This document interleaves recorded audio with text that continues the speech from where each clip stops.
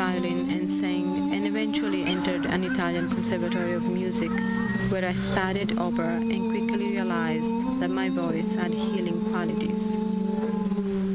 That's opera singer Donatella Moltisanti talking about her journey through music. She says when she started learning to sing, chronic bodily pain went away. And now she's trying to share some of those techniques with others through meditation and other holistic healing methods with an event here in Vermont. Donatella joins us tonight. Thank you so much for making the trip. Oh, thank you so much for having me here. It's very exciting what you're doing here. Let's start with, you coach people through music. Yes. In the simplest words, how do you feel this helps people get through trauma and pain? What happens is that when we use our bodies to sing, to breathe in a particular way, in a very, I use personally an ancient technique that was transmitted by verbal, oral tradition.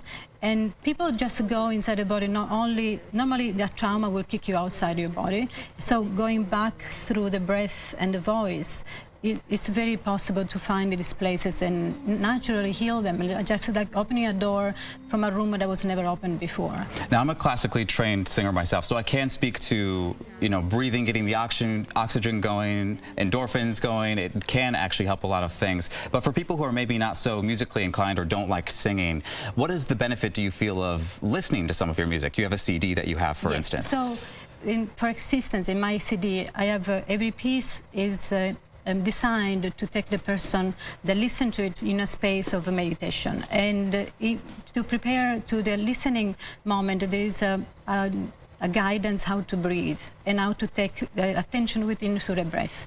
I use this breath technique that stimulates the vagus nerve, so immediately the parasympathetic system is engaged, the diaphragm is engaged, and in no time people get in a space of deep meditation where there's no fight with the mind, because sound is so connected to our brain. The science is really supporting us now with this theory, which music has always known. The musical tradition, we always use the music to uplift our moods, to sing lullabies to our children, and the church to uplift the heart. So there is something that's actually scientifically supported. So you're really looking at the physiology part of it, that yes. Relaxing, mindfulness, deep breathing. Yes. Yes. For people who may be skeptical of, say, more holistic healing methods like this, what would you say to them to convince them otherwise? So there is two things that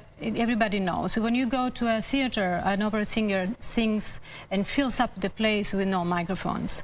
So there is a presence of the breath that transmutes the body into an instrument. It's this law of resonance. It's the space that opens up, and this is what makes people very vulnerable and very emotional. So that's where you open your heart and you can go deeper. Another example is when a singer hits a note, specific sound, and can shatter a glass. So sound has this facility to go through matter, open, shake up the body, something that was locked in, something that's stuck inside, and without doing any effort, but just allowing sound in that mental frame to shake it and recreate a new balance.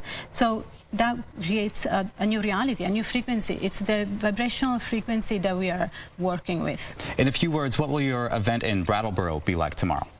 So in these events, I welcome people to sit down, to relax, and I introduce them to the basic of the breathing technique that I use. So their system is already inwardly and not outwardly. And then what happens, the sound does the work. And what I experience is always people come with an attitude and a facial expression, and they always go out completely transmuted.